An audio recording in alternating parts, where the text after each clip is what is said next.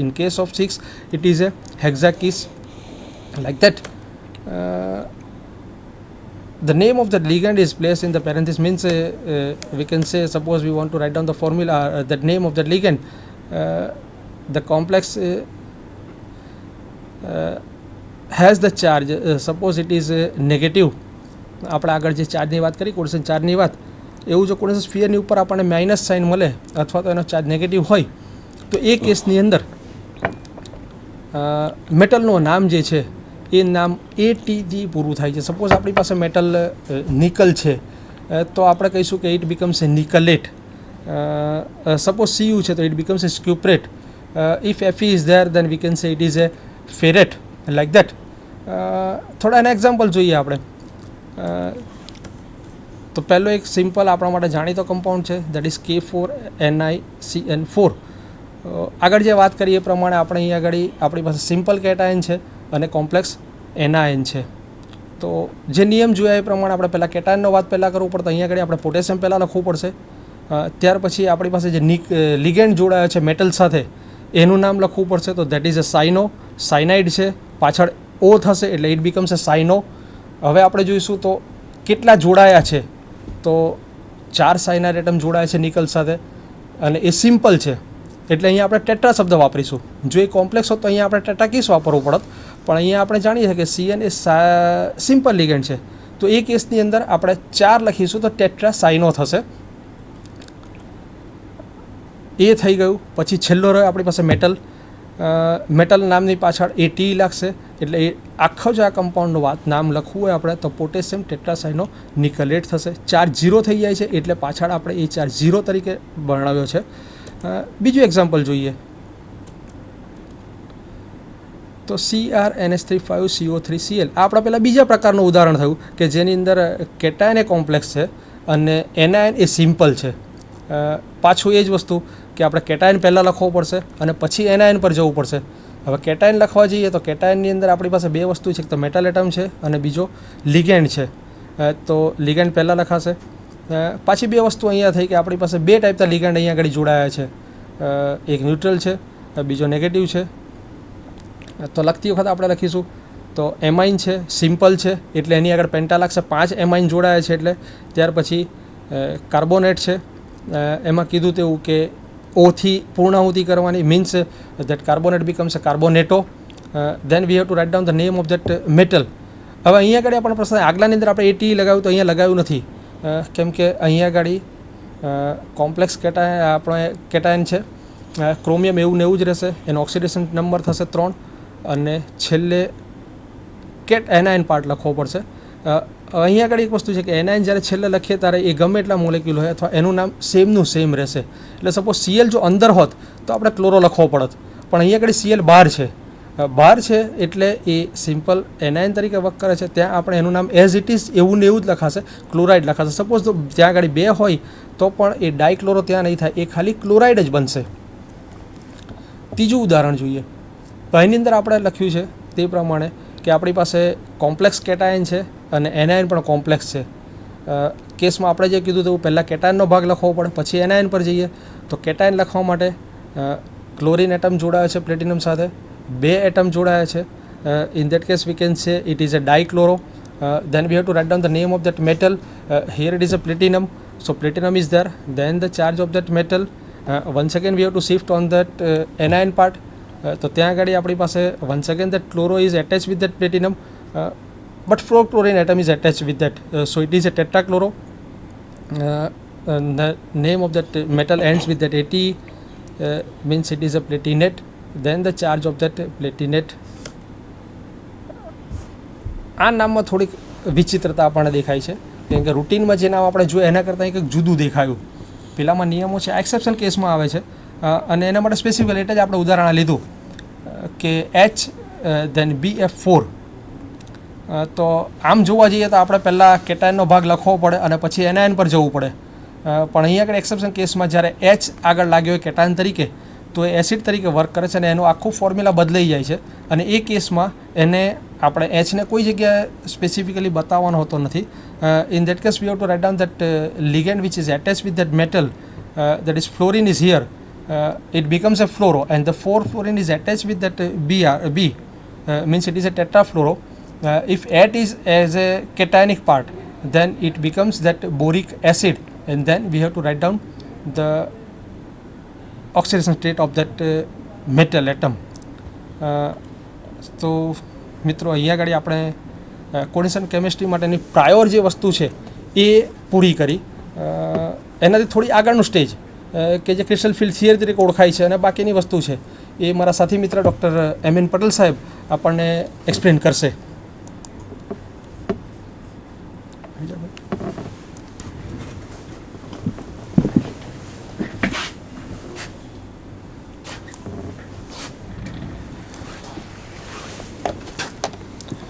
Now, coordination compound can be explained by mainly 4 theory, that is valence bond theory, molecular orbital theory, crystal field theory, and ligand field theory. So today I am going to discuss about the crystal field theory. So crystal field theory was developed by Bethe, Van Leck, Schlapp, and Penny in early 1930s. But now question is why it is called crystal field theory. It is called crystal field theory because it is first applied to the ionic crystal, and therefore it is called a crystal field theory. So nowadays crystal field theory is most widely accepted than a valence bond theory. As earlier discussed, that what is coordination compound. So coordination compound means complex is a combination of central metal ion surrounded by ligand. But crystal field theory is explained some another way. So according to this crystal field theory, CFT regards a complex as a combination of central metal ion surrounded by other ions or molecule. So that is up to a ordinary or a simple complex compound. But here crystal field require with electric dipole, means the ligand must be having a negative charge. So these ligand are treated as a point charge or point dipole. Now what is point charge? So negative charge ligand like chloro, bromo, iodo, cyano, so such kind of ligand are known as a point charge. So here the negative charge of ligand and the positive charge of central metal ion, and there is a interactions, that is the electrostatic interactions between this positive charge and negative charges take place. And the basic concept of this CFT means CFT consider this electrostatic interactions, means the bonding between this metal and ligand is purely ionic. Now question is, what is point dipole? Point dipole means the molecule having a two different charge, so that is a positive and a negative charge. But if the ligand is neutral, then how it is act as a positive and negative charge? Now let us see here.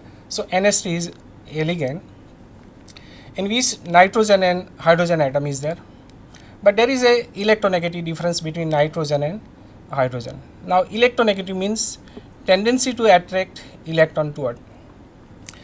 Here nitrogen is more electronegative compared to a hydrogen. So here bonding between nitrogen and hydrogen is the covalent bond. So here this electron pair is present in between these two metal atom. So nitrogen is more electronegative, so that attract electron more toward the nitrogen atom, and it create partially positive charge. At the hydrogen end, so there is a slightly a positive charge. Now this negative end of this nitrogen is pointed toward the metal atom, and metal having already a positive charge, so there is a interactions between positive and negative charges take place. So that is the electrostatic interactions, and as a result, so this ionic bond is formed.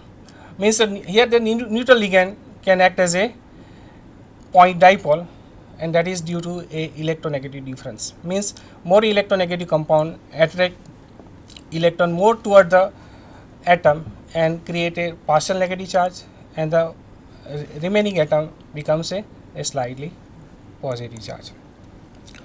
Now CFT does not consider the covalent bonding, and that is lacking of theory, and that's why the ligand field theory is developed, because the compound cannot be all compound cannot be have a negative charge. So there is some compound there is some overlapping of metal and ligand orbital is takes place, and therefore so this covalent bonding is there, and therefore a ligand field theory is developed. So ligand field theory consider the covalent bonding in addition to a electrostatic interaction.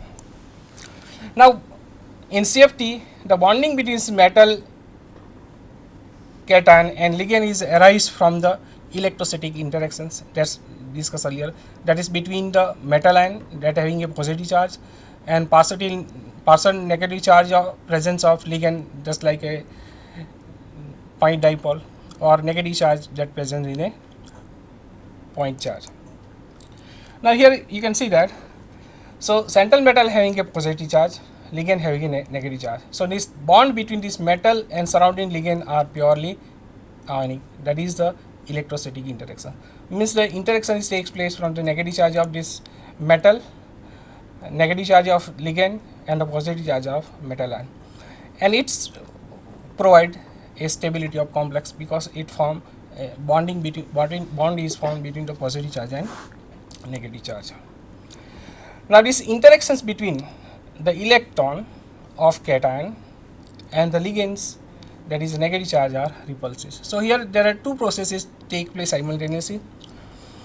Positive charge and negative charge, it create a bond between metal and ligand, but here the electron of central metal atom and the negative charge provided by the ligand are repulsive, and this repulsive force are responsible for the splitting of a d orbital. Now the splitting of d orbital in octahedral complexes. In octahedral complex, the central metal atom at the center of octahedron, 6 corner is occupied by the ligand, that is 6 ligand, and this axis x, y, z, minus x, minus y, and minus z at the adjacent corner of the ligand. Now in octahedral complexes, so there are 6 ligand or 6 electron pair. So these are pointed toward the metal atom or coordinate with metal ion, that is along the axis, that is this 6 axis. So ligand is attacked from 6 axis in octahedral complexes. Now here in octahedral complexes, metal at the center. So d orbital, so there are 5 d orbitals, and all these 5 d orbital are in normal free ion state, it is degenerate. Now here the lobes of d z square orbital is pointed along the z axis, and the lobes of the x square minus y square orbital is pointed along x and y axis. Means the lobes of this orbital are pointed along the axis, and these two sets of orbital, or these two orbital, is known as a EG orbital. So E stand for a doubly degenerate, so 2 orbital, and therefore these sets of orbital is known as a EG orbital. Now the remaining orbital is dxy, dyz, and dxz. So lobes of this orbital is pointed or lie in between these axes. So xy, so it in between x and y axis, yz, so it in between y and z axis, and xz, that is in between x and z axis. So now ligand is approached along the axis. The lobes of this orbital along the axis, means here there is a face to face interaction, and as a result, so energy of this EG orbital is larger or greater repulsion, means EG orbital becomes higher in energy, while the lobes of this dxz, dyz, and dxz orbital is in between the axis. So there is a repulsion, but the extent of repulsion is less, and as a result, so this orbital are lower in energy, or you can say this orbital is stabilized while the EG orbital is destabilized.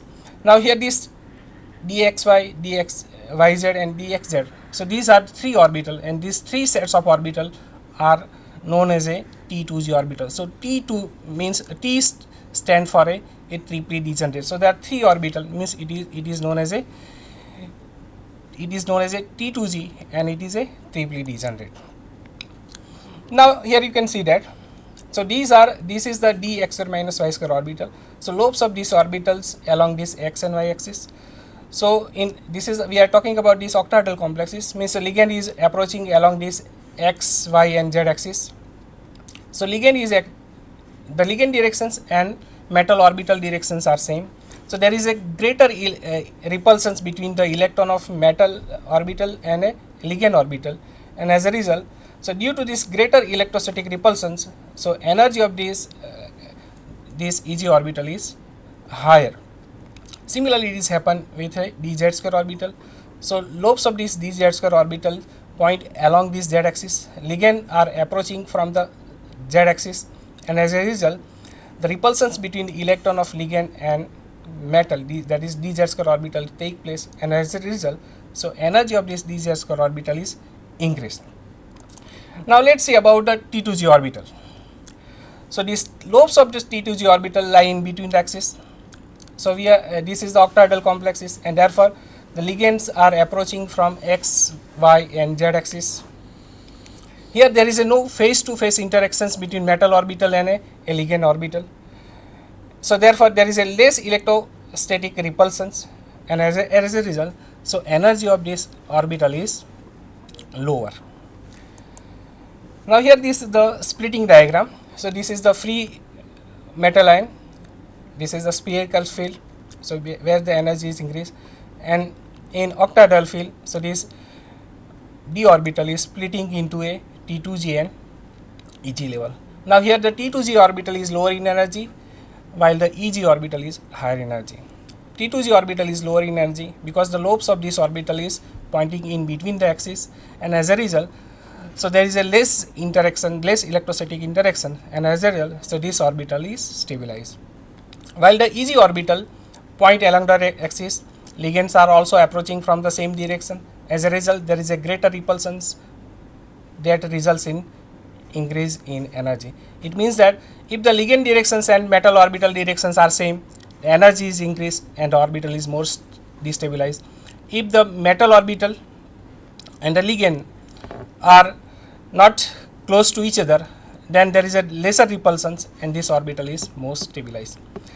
Now the energy difference between Eg and T2g orbital is known as a crystal field splitting energy, that is denoted by symbol that is delta O. Sometimes it is also known as a tan dq, means the energy difference between this T2g and Eg orbital is also depend on some extent to the polarizability of center metal atom, that is D, and magnitude of charge, and that's why this symbol D and Q is used. D means the polarizability of central metal atom, and Q means a magnitude of charge. So it is difficult to separate out this symbol D and Q, and therefore it is used as a simple empirical formula, that is a dq. Now the energy of this Eg orbital is increased by 6 dq. Now total energy difference is 10 dq. So there are 5 orbital, means the each orbital contribute 2 dq. Here the energy difference between this Eg orbital is 6 dq, while the Eg orbital is 2. So why it is increased by 6 dq? Now this energy of this Eg orbital is increased by equal amount to the unsplit 5-fold degenerate orbital. Means there are 5 orbital.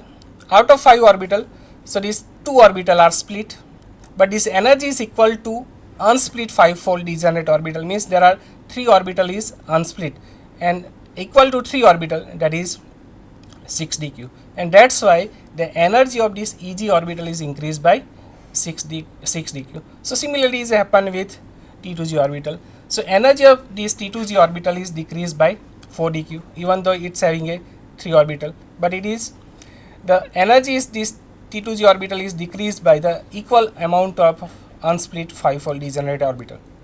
Means here the splitting orbital is 3, unsplit orbital is 2, and it is equal to unsplit orbital, and that is 2 into 2, means it is decreased by a 4 dq. Now barycenter. So what do you mean by barycenter? Now average energy of d orbital in complex is equal to energy of d orbital in a spherical field. So that is the center of gravity remain unchanged, center of gravity of the split orbital remain unchanged, and that is called a barycenter. Now you can see that, so energy of this Eg orbital is increased by 6 dq, means there are 2 orbital, so total energy is 6 into 2, that is 12 dq. So similarly, energy of T2g orbital is decreased by a 4 dq, and there are 3 orbital, means 4 into 3 minus 12 dq, means above the barycenter the energy is 12 dq, below the barycenter that is minus 12 dq, means average energy above and below the barycenter remain same. So that's why, so this line is known as a barycenter. Now splitting of d orbital in tetrahedral complexes. Now in tetrahedral complex, central metal atom at the center of cube. So it is a tetrahedral, means there are 4 ligand, and these 4 ligand are at the alternative corner of the cube. So this is suppose this is a one face, so alternative corner of this ligand is this one, and similarly in below plane, so these are the alternative. So all these 4 ligand are at the alternative corner of the cube.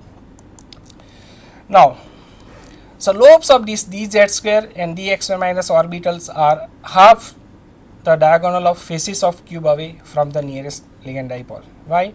Because the lobes of this dz square orbital is lie along this z axis. Lobes of the x square minus y square orbital lie along this x and y axis. So these are the two ligand dipole, and these are the half the diagonal faces of cube away from the nearest ligand dipole, and therefore, so these E sets, so dz square and dxy minus y square orbital is known as a E sets or orbital, not it is EG orbital, because here in tetrahedral field it is a non-centrosymmetric, so here we cannot use this prefix G. So here this dz square and dxy y square orbital is slightly away from the ligand dipole, and as a result, so this orbital is more stabilized. Now in case of this dxy and dyz and the xz orbital, so these sets of orbital is known as a T2 orbital. T2 means just said earlier, that is a triply degenerate. So here these sets of orbital have the edges of faces of cube away from the nearest ligand dipole, and as a result, so these orbitals